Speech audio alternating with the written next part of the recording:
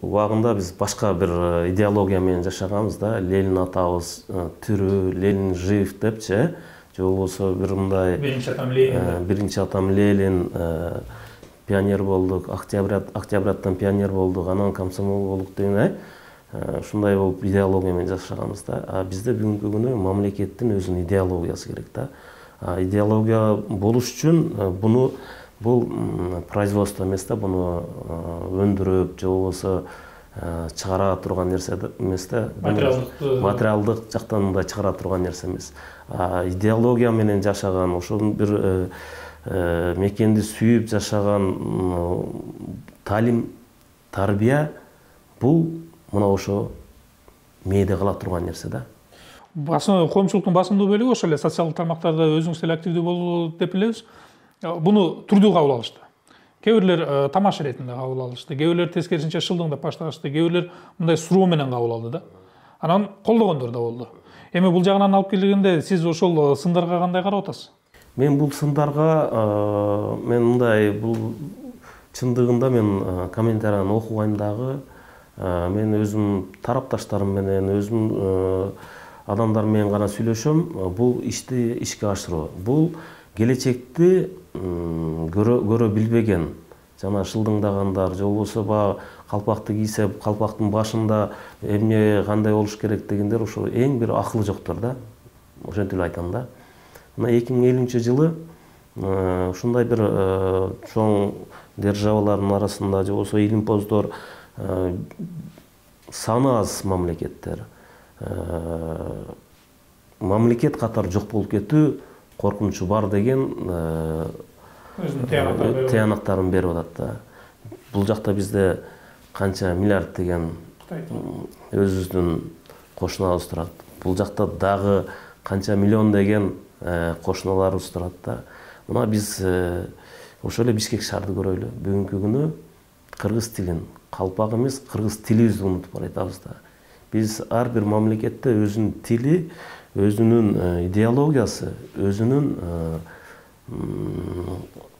ушундай улуттук кийимдери менен ушундай бекем болушубуз керек. Бул мыйзам канча убакыт алып чыгам деп ойлоп атасыз?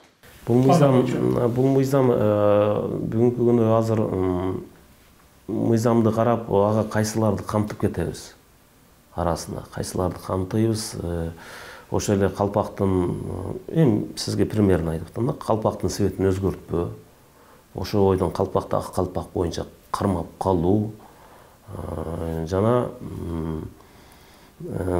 мектеп окуучуларына дизайнерин ойлоп табуу кандай.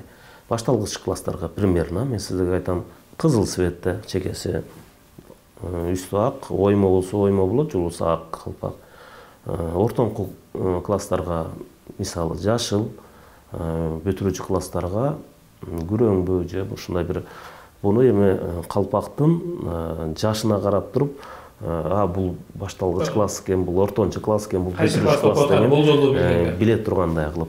Анан көп айтып атпайбы, эми форманын ордуна дагы буну депчи. Жок, мен наоборот ушуну алып келип атам. Униформа деп бүгүнкү күнү ата-энеден 2000–3000 сомго форма, мектеп формасын алдырып атат. Мен наоборотунан буну ата-эне колунан келген кара ак көйнөгүн алып берсин дагы, башында калпак болсун. Калпак ашып барса 100 сом же 200 сом турат. Элдин ата-энеге болгондагы бүгүнкү жеңилдиктерге каралып жатат да булчу.